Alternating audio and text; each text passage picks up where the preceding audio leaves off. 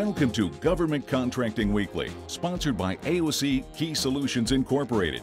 Government Contracting Weekly is the only television program devoted exclusively to the competitive and dynamic world of government contracting. A world where coming in second place is not an option, but where principle-centered winning is the only approach. Good morning and welcome back to Government Contracting Weekly, where each week we aim to provide you, the government contractor, with strategies, tactics, techniques, and current information to help you win a contract, always using principle-centered winning. Today we have with us three experts. We have with us Dr. Andrew Ritcheson from Dynamic Research Corporation, Thomas Curado, the President of Healthnet Federal Services, and Greg McCarthy from Key Solutions. Each one of them is going to address the issue of healthcare IT. This is a critical issue for patients across our nation, whether wounded warriors, returning veterans, the extended family of those veterans, and patients throughout our nation. The issue is that of the transition of a massive amount of information into the technological era, and also while driving efficiencies, and at the same time, keeping the patient top of mind.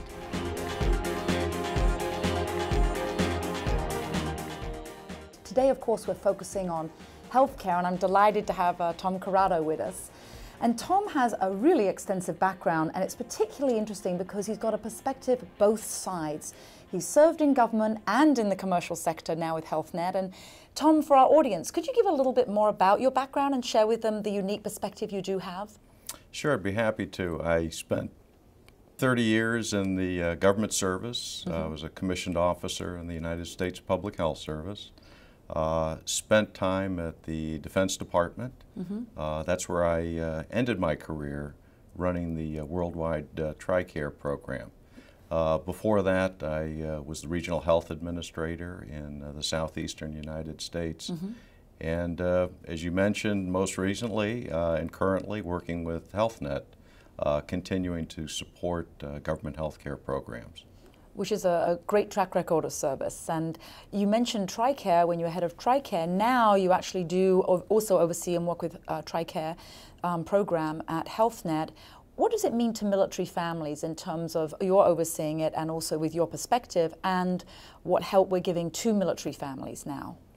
Yeah, my position with Healthnet, being able to continue to serve and support military families and retirees, and TRICARE is exceedingly important to military families and retirees. Having a reliable health care program makes it so much easier for our service members who go into harm's way. And know they're going to have this when they come out, and know that they have it, but just as importantly, they know their family members who are at home are being cared for. One less worry that they troubles them. Yeah. And just being able to continue to serve, being on the government side, supporting the TRICARE program, and now being able to continue to serve TRICARE. You on both sides personally? Both sides. And it's just personally, it's just very rewarding. That's good to hear. To be in that position. Yeah, very good to hear.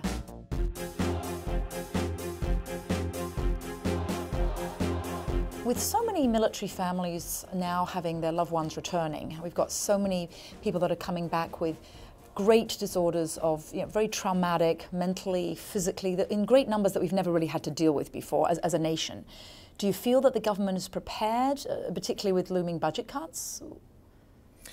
Yeah, it's a very good question. And the country now been at war for over 10 years, and we are seeing deployments that we haven't seen before, multiple deployments, and they have significant impact upon the service member and their families. And it creates tremendous need, both physical health and behavioral health. The government is doing a great job of trying to identify what those needs are. They're spending a lot of money on research. They're also spending money on treatment. At Healthnet, we've been able, with our expertise and our long association with the military, and with our clinical expertise and programmatic expertise, we've been able to design programs to address some of the needs.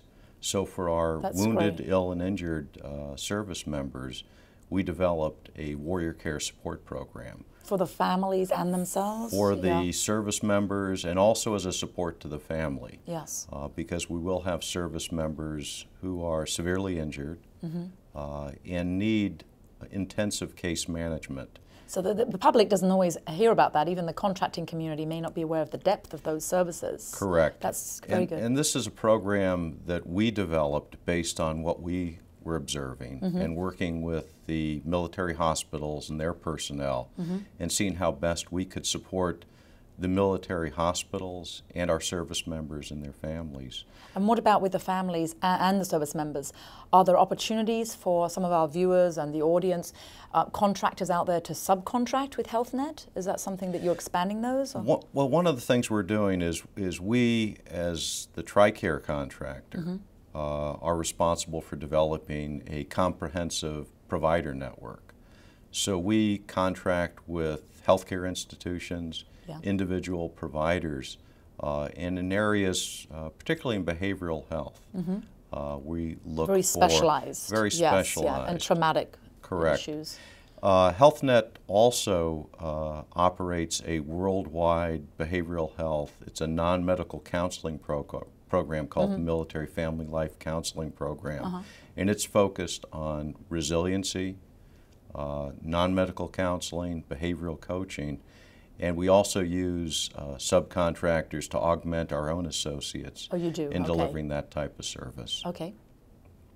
So yes, we do partner with a variety of organizations, small disadvantaged businesses, service-disabled veteran-owned businesses. Great.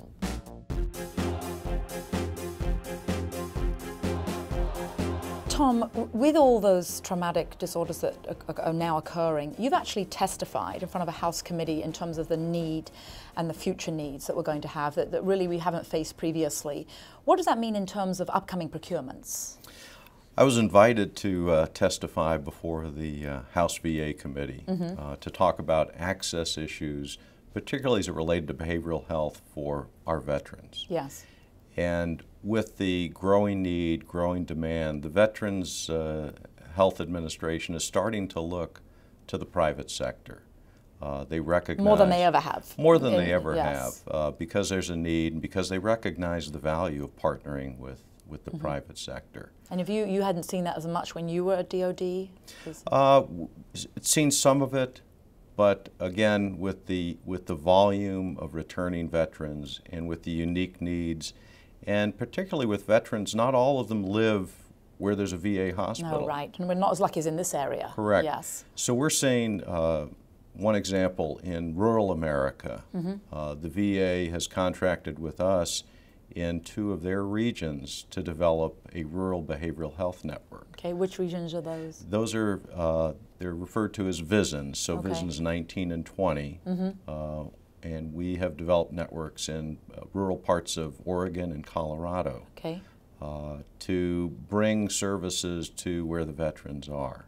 And then will there be more procurements coming out related to that program? Well, the VA has held industry days around the country, and this is a broad objective of theirs is to partner with the private sector to bring specialty care. And the procurement is referred to as patient-centered community care. Okay. And it's looking at developing provider networks to augment the care provided by VA facilities. So I think that's an opportunity. Great opportunity. Great opportunity for our viewers, yeah. Correct. And the VA really understands what's best for veterans. They've spent quite a bit of time evaluating the needs. They've done a tremendous job of developing clinical practice guidelines, and they're now starting to look at how can the private sector assist. And then with the private sector, if one of the contractors today viewing wanted to become part of this program, what do you view are the most important aspects of winning and gaining such a contract, you know, showing dedication to the government and the program? What should they be looking at and focusing on? I think that the viewers need to understand the unique needs. Particularly the trauma space. Correct. Yeah. What are the needs of veterans today? This isn't just another large employer account. It's No, not no. like you're going after the Walmart account to provide health care and it's very insurance. serious, and it's very important to take care of the veterans. It's absolutely critical. These individuals, these men and women, have done so much for us. We need to make sure we take care of them. We need to make sure we take care of them. Yes, Tom.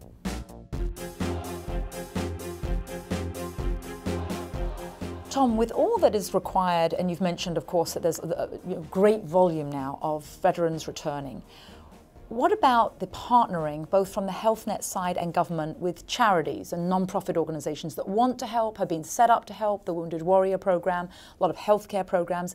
Are you partnering with them, and are you seeing government partnering more with them, and what does it mean to our viewer? We are seeing a lot of partnering Yes. with charitable organizations, both from the government side and from our side. And we're seeing more organizations wanting to get involved. A couple of the critical issues, one is employment of veterans. And we're seeing different coalitions come together to create job opportunities. Not just in healthcare, but everywhere. Right. Yeah. Now there is there are specific industry coalitions. We participate in one that's supported by a variety of healthcare companies. And we at Healthnet Federal Services have actually committed to increasing our hiring of veterans over the next 3 years. That's a good example, yes. And a lot of other companies are doing the same. And lots of other companies are, and it's critically important that we do so. But even with budget cuts, that doesn't always become so easy. Correct. Yes. Correct. We're also partnering because we have providers in the community that want to know, how can I help? How can I help address the growing need, demand? And they want additional information on what the needs are. What the needs are. And with sequestration looming, what can we do now, and what can we get in? Right. So one of the things that we've done is we've partnered with Penn State Hershey Medical Center, the American Red Cross, the Defense Veterans Brain Injury Center, to develop continuing education programs for providers, physicians, social workers, so they psychologists, can see how to get involved. So they can understand what the signature wounds are, what's the best way to address issues of resiliency, how best to address the needs of service members with traumatic brain injury, post-traumatic stress. So we're partnering with the community to develop content and get it out into the community through continuing education. Wonderful. We're also trying to partner with organizations to help reduce the stigma for seeking behavioral health care. Well, that's important. So we've joined with both Hollywood and Nashville, working with the Creative Coalition in Hollywood. That's interesting. Yeah, most people aren't aware of that. And the Country Music Association in Nashville to produce public service announcements. And the message is, if you need help, help is there. You just need to reach out. That's wonderful.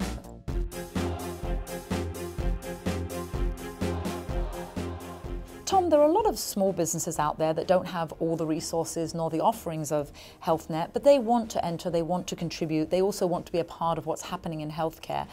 Obviously, they have to be very aware of what's needed right now, but what else should they be looking to, and where should they be focusing to perhaps be a subcontractor to Healthnet, but also entering the healthcare IT space? And it's a fast-moving industry with lots of developments.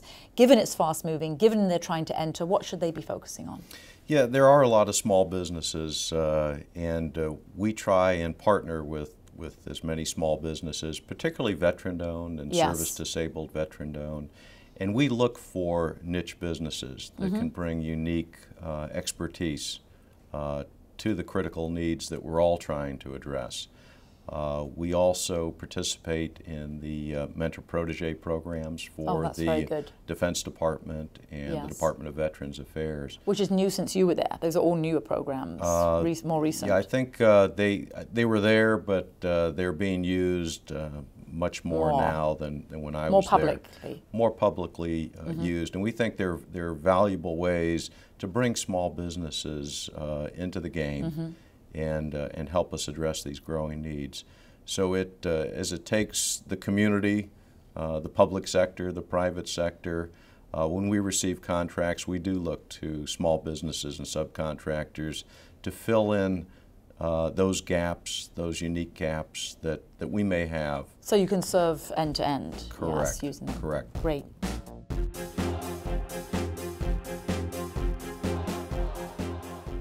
Tom, you certainly have a lot of responsibilities on your shoulders. You were used to being at DOD also likewise. And not that I'm insinuating that you were up all night or anything, but you're probably privy to some serious issues that maybe not all of our viewers and all of us are. What does keep you up at night? Well, the makeup didn't hide the bags under my eyes, obviously. No, what keeps me up at night is what we've been talking about today, is that we're a nation that's been at war for over 10 years now. Long time, yes. We have many young men and women who are deployed and still in harm's way. And the responsibility I have is to make sure that the programs Healthnet supports that are there to support our men and women and their families run flawlessly, and that we deliver on the service excellence that these young men and women and our retirees and their families deserve. They deserve, yeah. And I can tell, Tom, that you really care, and that Healthnet does. So thank you for joining us. Thank you for being with us. I'm sure that our viewers really learned a lot about what you're doing. Thank you, Tom. Thank you, Hilary.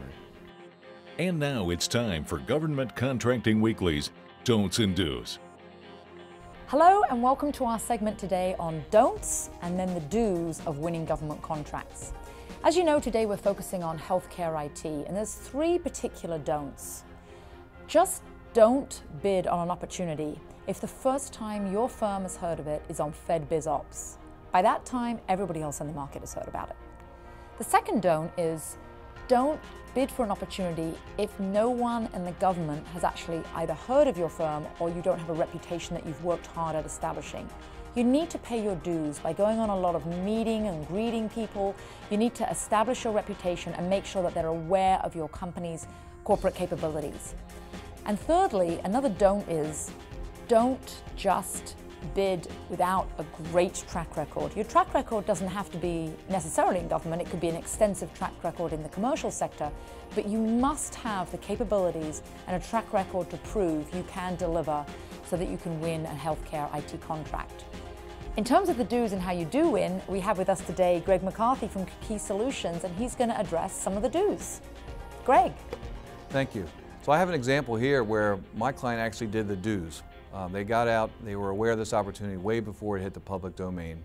They had their key personnel in place, and they knew who they were going to bid on this job. And then finally, they had a track record because they're incumbent on this contract. So in this example, it's in the healthcare IT industry. It's a big market. The government's going to spend about $120 billion this year on IT services alone. Within HHS, they're really focused on 3 things: cloud computing, data center consolidation, and big data. Okay, and my client happens to be in this space. They're performing very well. They hired us about a year before their contract was due to expire. So they knew about this before anybody. They had an advantage as an incumbent. And what they did was they hired us to do a third-party assessment for them. And what a third-party assessment is, it's when you bring an outside group in, we interview their customers, try to find out the good and the bad, what they're doing well, what they can work on, what they can improve upon. And this really fits in real well with principal-centered winning, because what this does, it provides a service, we feel, for both the government and for industry. They perform their performance, the government gets a better performing contractor. And in this case, I'm happy to say that they were awarded this contract. They expected a lot of competition, and they got it. But because of their good performance, because the government knew about them, you know, they marketed the contract, they knew about how they were performing, they ended up winning this contract, and we were very excited about it. Did you know that if you could change just one part of the traditional proposal process to have the most positive impact, it would be the part that is the most sacred, that is often considered the single most important part of the processes, and also the most destructive? Pretty interesting, wouldn't you say? For more information, contact us at governmentcontractingweekly.com.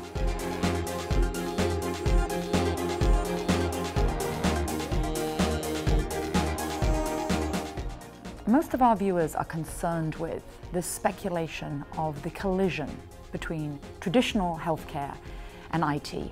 What really is on the horizon, what's very imminent, what is actually happening today, and what you look to see as a solution and or a soft landing for our nation. Well, certainly this collision that people are suspecting is about to happen or has happened or is happening is a very important one. It will shape the space that we function in. It will shape it on all sides, all facets, whether that's clinical or IT or people seeking to win business in the space or to work in the space. I suspect it's a matter of somewhere between a collision and the rubbing together of tectonic plates. It may be that there is a dramatic impact and that the dust flies up and settles over time, or that it may be a slower, more deliberate grinding together of these two areas, which will, on its own way, cause various phenomena in the future to happen, whether good or bad. So what recommendations do you have for our audience that's looking to perhaps make it less of a drastic collision and to soften it? What should they be doing to prepare? Well, preparedness, I think, is key for this. What we're looking at is a phenomenon that is, on its face, very simple, but is actually very complex. It involves a lot of people, a lot of processes, and there are a lot of spheres of influence. People wanting to execute effectively within this space will want to prepare by understanding what this looks like from the government side, to understand the various dynamics, to understand the history, but also where they want to get to in the future, and then to try to fit their own approach to these problems accordingly in ways that are cost effective, that are measurably effective, and that are durable as well. So when you say look at it from the government's perspective, the government is really looking for efficiencies and they're looking for end-to-end solutions that people can provide in what particular areas? You work at the VA. Can you name something specific that maybe the VA is looking for? Well, I think this efficiency point is key. This collision or this grating together of these two worlds will either be successful or wrought with failure based on the ability for different players in the puzzle to understand one another.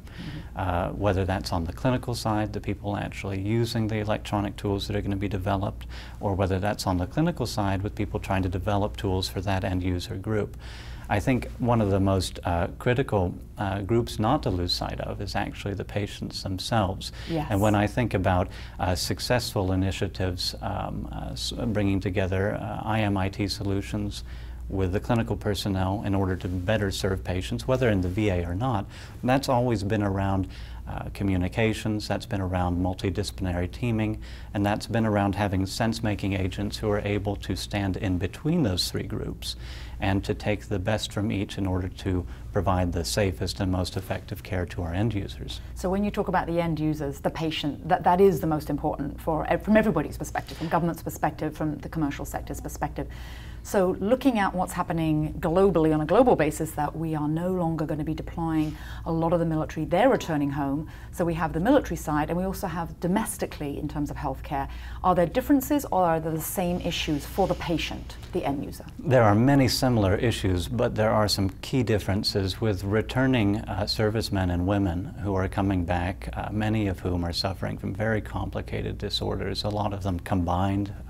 Post-traumatic stress and traumatic brain injury often occurs together.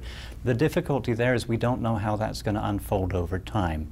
And so any solution, whether it's based in IMIT, whether it's an IMIT solution that is informing clinical care or vice versa, all of these are going to have to be adaptable, agile, able rapidly to change and to accommodate increasing need, because we don't know how these diseases and disorders are going to unfold over an expansive time.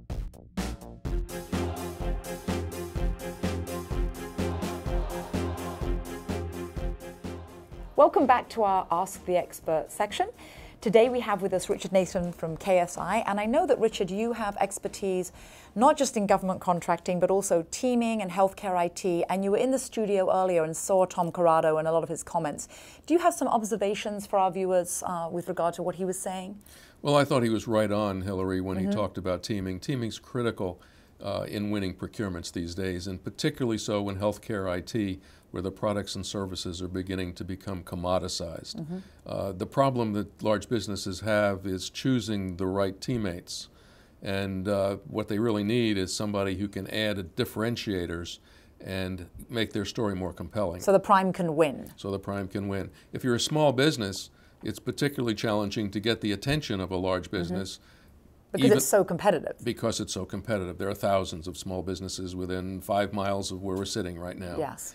But We helped a small business recently get on a team by emphasizing their performance on a small business set-aside that they were working that is actually scheduled to be rolled into the procurement at hand. Mm-hmm. We did a third-party assessment for them in which we went and spoke to their client, the government, about their performance in over 40 areas. Mm-hmm. And they scored exceptionally well in most of them, and they then took that information and showed it to the prime and was added to the team because the prime now knew that they would actually bring a differentiator with them to the bid. A solid track record, real. Yes. And the probability of getting very solid past performance scores. Mm-hmm. It also turns out that the government was a little critical in just a few areas when we did the third-party assessment. So now the sub can rectify those. And now the sub could rectify them. That's right. And by the time the proposal is evaluated, their scores in the government's eyes would even be higher. Mm-hmm. So everybody's winning in this situation. The sub gets to improve their performance, demonstrate their great track record, and the prime gets to win. Yeah, that's exactly right. Wonderful. Richard, thank you for your observations. Appreciate that. If we focus solely on profit and exclusively on what is in our best interest, we will lose our ethical compass. However, if we focus on our clients and what is good for them, then business will naturally come to us. We will reap what we sow. We will not only endure, we will prosper. You've been watching Government Contracting Weekly, sponsored each week by AOC Key Solutions Incorporated. Government Contracting Weekly is the only television program devoted exclusively to the competitive and dynamic world of government contracting. For additional information, comments, questions, or suggestions, please write us at www.governmentcontractingweekly.com. Thank you for joining us this morning, and also thank you to Tom Curado of Healthnet Federal Services, and thank you to Dr. Andrew Ritcheson from Dynamic Research Corporation and Greg McCarthy from Key Solutions. All three shared with us issues and opportunities in this immense arena of healthcare IT. The move of an enormous amount of data into the technological era. It's driving efficiencies, which is good for the nation. At the same time, all of them emphasized the patient, that we must all keep the patient forefront and at the top of our minds. We hope you as a contractor have gained some information this morning that will help you enter this arena or to win a contract if you're already in healthcare IT. We also hope you'll join us next week, and we'd really like to hear from you at governmentcontractingweekly.com. What would you like to see on an upcoming program? Give us your suggestions. We'd like to know, what do you find beneficial? Who would you like to see on the program? And what would you like to know? Let us know at Government Contracting Weekly. Thank you. You've been watching Government Contracting Weekly, sponsored each week by AOC Key Solutions Incorporated. Government Contracting Weekly is the only television program devoted exclusively to the competitive and dynamic world of government contracting. For additional information, comments, questions, or suggestions, please write us at governmentcontractingweekly.com.